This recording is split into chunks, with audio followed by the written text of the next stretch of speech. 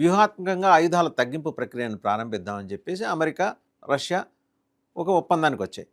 ఆ ఒప్పందం 2012లో ఒకసారి అయిన తర్వాత మళ్ళీ ఇంకొకసారి చేసుకున్నారు తగ్గించుకోవాలని. ఇది కరెక్ట్గా ఫిబ్రవరి 4 అంటే భారత కాలమానం ప్రకారం పూర్తి అయిపోయింది. అమెరికా కాలం ప్రకారం మరికొద్ది గంటల్లో ముగుస్తుంది. ఈ లోపల ఆ ఒప్పందం అయిపోతుంది. అంటే దానికి గడువు అయిపోతుంది. వ్యూహాత్మకంగా ఆయుధాల తగ్గింపు కార్యక్రమం. దీనివల్ల ఏంటి, కొత్త ఆయుధాలు తయారు చేసుకోకూడదు, ఉన్నవే వాటిని తగ్గించుకుంటూ రావాలనేది.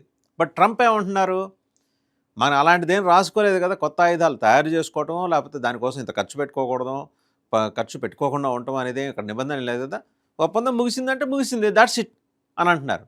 ఇప్పుడు ట్రంప్కి కొత్త భయం ఏంటి, ఇప్పటివరకు పోటీ రష్యానే. ఒకప్పుడు యుఎస్ఎస్ఆర్ అది డిసింటిగ్రేట్ అయిన తర్వాత రష్యా దాని ప్రోవెస్నెస్ని అలా కాపాడుకుంటూ వస్తుంది. ఆ ఆయుధాలు అట్నే ఉన్నాయి, తగ్గించుకోవాలి. ప్రపంచంలో ఈ అణ్వాయుధాల ప్రయోగం